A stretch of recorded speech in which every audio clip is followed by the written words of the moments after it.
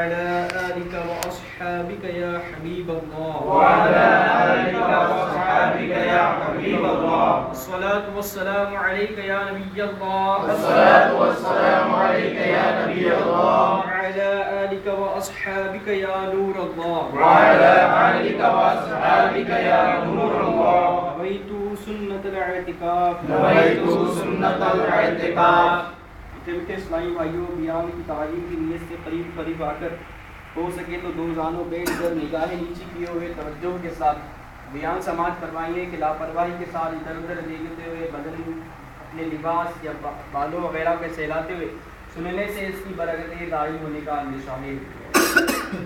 تاجدار مدینہ راحت قلب و سینہ صلی اللہ تعالی علیہ وآلہ وسلم کا ارشاد مبارک ہے کہ تم اپنی مجلسوں کو مجھ پر درود پاک پڑھ کر آراستہ کیا کرو کہ تمہارا درود پاک پڑھنا بروز قیامت تمہارے لیے نور ہوگا۔ صلو علی الحبیب صلی اللہ تعالی علی محمد صلی اللہ علیہ وسلم۔ بصرہ میں ایک انتہائی حسین و جمیل عورت رہا کرتی تھی۔ لوگ اسے شعوانہ کے نام سے جانتے تھے۔ ظاہری حسن و جمال کے ساتھ ساتھ اس کی آواز بھی بہت خوبصورت تھی۔ اپنی خوبصورت آواز کی وجہ سے وہ گائیکی اور لوحہ گری میں مشہور تھی۔ بصرہ شہر میں وہ خوشی اور غمی کی کوئی مجلس اس کے بغیر ادھوری تصور کی جاتی تھی۔ یہی وجہ تھی کہ اس کے پاس بہت سا مال و دولت جمع ہو گیا تھا۔ بصرہ شہر میں فسق و فجور کے حوالے سے اس کی مثال دی جاتی تھی۔ اس کا رہن سہن امیرانہ تھا۔ وہ بیش قیمت لباس زیب تن کرتی اور گرا بہاز زیورات سے بنی سوری رہتی تھی۔ ایک دن وہ اپنی رومی اور ترکی کنیزوں کے ساتھ کہیں جا رہی تھی۔ راستے میں اس کا گزر حضرت صالح المری رحمۃ اللہ تعالی علیہ کے گھر کے قریب سے ہوا۔ آپ اللہ عز و جل کے برگزیدہ بندوں میں سے تھے۔ آپ باعمل عالم دین اور عابد و زاہد تھے۔ آپ اپنے گھر میں لوگوں کو وعظ ارشاد فرما رہے تھے۔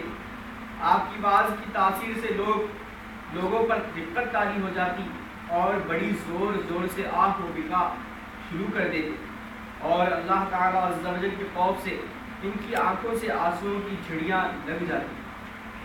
جب شعوانہ نامی وہ عورت وہاں سے گزرنے لگی تو اس نے گھر سے آہ و فغاں کی آوازیں سنی۔ آوازیں سن کر اسے بہت غصہ آیا اور وہ اپنی کنیزوں سے کہنے لگی، تعجب کی بات ہے کہ یہاں نوحہ کیا جا رہا ہے اور مجھے اس کی خبر تک نہیں دی گئی۔ پھر اس نے ایک خادمہ کو گھر کی حالات معلوم کرنے کے لیے اندر بھیج دیا۔ وہ لونڈی اندر گئی اور اندر کے حالات دیکھ کر اس پر بھی خدا عز و جل کا خوف طاری ہو گیا اور وہ وہیں بیٹھ گئی۔ جب وہ واپس نہ آئی تو شعوانہ نے کافی انتظار کے بعد دوسری اور پھر تیسری لونڈی کو اندر بھیجا مگر وہ بھی واپس نہ لوٹی۔ پھر اس نے چوتھی خادمہ کو اندر بھیجا جو تھوڑی دیر بعد واپس لوٹ آئی اور اس نے بتایا کہ گھر میں کسی کے مرنے پر ماتم نہیں ہو رہا ہے بلکہ اپنے گناہوں پر آہ و بکا کی جا رہی ہے۔ لوگ اپنے گناہوں کی وجہ سے اللہ عز و جل کے خوف سے رو رہے۔ شعوانہ نے یہ سنا تو ہنس پی اور اس کا مذاق اڑانے لگی۔ اس کا مذاق اڑانے کی نیت سے گھر کے اندر داخل ہو گئی، لیکن قدرت کو کچھ اور ہی منظور تھا۔ جو ہی وہ اندر داخل ہوئی اللہ تعالیٰ عز و جل نے اس کے دل کو پھیر لیا۔ جب اس نے حضرت صالح المری رحمۃ اللہ تعالیٰ علیہ کو دیکھا تو دل میں کہنے لگی، افسوس افسوس، میری تو ساری عمر ضائع ہو گئی۔ میں نے انمول زندگی گناہوں میں ارکاب کر دی، وہ میرے گناہوں کو کیوں کر معاف فرمائے گا۔ انہی خیالات سے پریشان ہو کر اس نے حضرت صالح المری رحمۃ اللہ تعالیٰ علیہ سے پوچھا، اے امام المسلمین، کیا اللہ عز و جل نافرمانوں اور سرکشوں کے گناہ بھی معاف فرما دیتا ہے؟ آپ نے فرمایا، ہاں، یہ وعظ، وہ نصیحت اور وعدے وعیدین سب انہی کے لیے تو ہے تاکہ وہ سیدھی راستے پر آ جائے۔ اس پر بھی اس کی تسلی نہ ہوئی تو وہ کہنے لگی میرے گناہ تو آسمان کے ستاروں اور سمندر کی جھاگ سے بھی زیادہ ہے۔ آپ نے فرمایا کوئی بات نہیں، اگر تیرے گناہ شعبانہ سے بھی زیادہ ہو تو بھی اللہ عز و جل معاف فرما دے گا۔ یہ سن کر وہ چیخ پڑی اور رونا شروع کر دیا اور اتنا روئی کہ اس پر بے ہوشی طاری ہو گئی۔ تھوڑی دیر بعد جب اسے ہوش آیا تو کہنے لگی حضرت میں ہی شعبانہ ہوں جس کے گناہوں کی مثالیں دی جاتی ہے۔ پھر اس نے اپنا قیمتی لباس اور گراں قدر زیورات اتار کر پرانا لباس پہن لیا اور گناہوں سے کمایا ہوا سارا مال غربا میں تقسیم کر دیا اور اپنے تمام غلام اور خادمائیں بھی آزاد کر دی۔ پھر اپنے گھر میں مقیم ہو کر بیٹھ گئی۔ اس کے بعد وہ شب و روز اللہ تعالیٰ عز و جل کی عبادت میں مصروف رہتی اور اپنے گناہوں پر روتی رہتی اور ان کی معافی مانگتی رہتی۔ رو رو کر رب عز و جل کی بارگاہ میں التجائے کرتی، اے اللہ عز و جل، اے توبہ کرنے والوں کو محبوب رکھنے والے اور گناہ گاروں کو معاف فرمانے والے، مجھ پر رحم فرما، میں کمزور ہوں، تیرے عذاب کی سختیوں کو برداشت نہیں کر سکتی، تو مجھے اپنے عذاب سے بچا لے اور مجھے اپنی زیارت سے مشرف فرما۔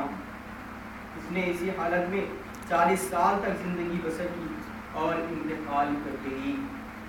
صلو علی الحبیب صلی اللہ تعالی علیہ وسلم۔ میں نے پڑھا اور آپ سب نے سنا کہ اللہ تعالیٰ اپنے بندوں پر کتنا مہربان ہے، کتنا رحیم و کریم ہے کہ بندے چاہے کتنا بھی گناہوں میں مبتلا ہو جائے، اللہ تعالیٰ ارشاد فرماتا ہے جس کا مفہوم ہے کہ گناہ کرنے والا بندہ اگر مجھ سے معافی طلب کرتا ہے تو میں اسے معاف کروں گا۔ اللہ تعالیٰ کی بارگاہ میں ہم سب کو سچی توبہ کر لینی چاہیے کہ نہ جانے ہم نے زندگی بھر میں اب تک کے کتنے گناہ کر دیے۔ جب ہم اپنا نامہ اعمال پر نظر ڈالتے ہیں تو نہ جانے ہمارے نامہ اعمال میں کتنے گناہ لکھے ہیں۔ کہیں والدین کو ستانے کا گناہ لکھا ہے، تو کہیں جھوٹ بولنے کا گناہ، تو کہیں غیبت کرنے کا گناہ، تو نہ جانے کتنے ہم نے گناہ کر بیٹھے۔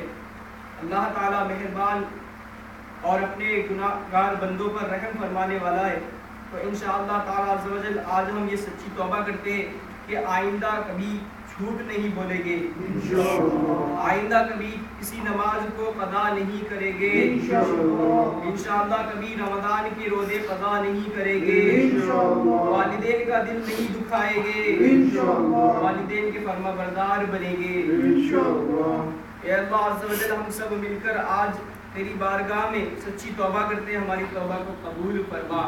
یا رب العالمین ہم نے جتنے بھی آج تک گناہ کیے سب سے توبہ کرتے ہیں، قبول فرما۔ آمین آمین بجاہ النبی الامین والحمدللہ رب العالمین۔ دل کے سائیں بھائیوں، الحمدللہ اللہ تعالیٰ نے ہمیں سعادت بخشی کہ ہم نے عاشقان رسول صلی اللہ تعالیٰ علیہ وسلم کے ساتھ مدنی قافلے میں سفر کیا، الحمدللہ عز و جل، اور الحمدللہ مدنی قافلے کے بے شمار فضائل و برکات ہے، بے شمار ایسے فضائل ہیں جو نظر نہیں آتے، پر ایسے کئی فضائل و برکات بھی ہیں جو ہم خود دیکھتے ہیں کہ الحمدللہ پرسوں ہم آئے تھے، آج صبح تک الحمدللہ ہم نے بہت کچھ سیکھا ہے۔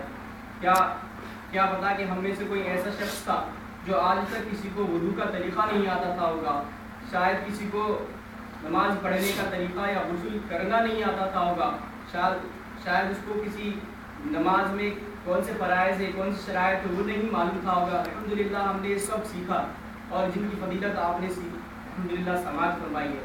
یہ تو بظاہر فضیلتیں ہیں، کئی فضیلتیں ہم نے فیضان بسم اللہ میں پڑھی ہے کہ مدنی قافلوں میں جو مسافر سفر کرتا ہے اور دعا کرتا ہے تو اس کی دعائیں کتنی قبول کرتی ہے۔ کوئی مسلمان بندہ قافلے میں سفر کرنے کی سچی نیت کرتا ہے، کسی وجہ سے سفر بھی نہیں کر پاتا، پر اللہ تعالیٰ سچی نیتوں کو قبول فرمانے والا ہے اور ان کا ثواب بھی عطا فرماتا ہے۔ تو انشاءاللہ ہم نیت کرتے ہیں کہ ہر ماہ کم از کم 3 دن کے مدنی قافلے میں ضرور شرکت کریں گے انشاءاللہ۔ اللہ کرم ایسا کرے تجھ پہ جہاں میں، اے دعوت اسلامی تیری دھوم مچی۔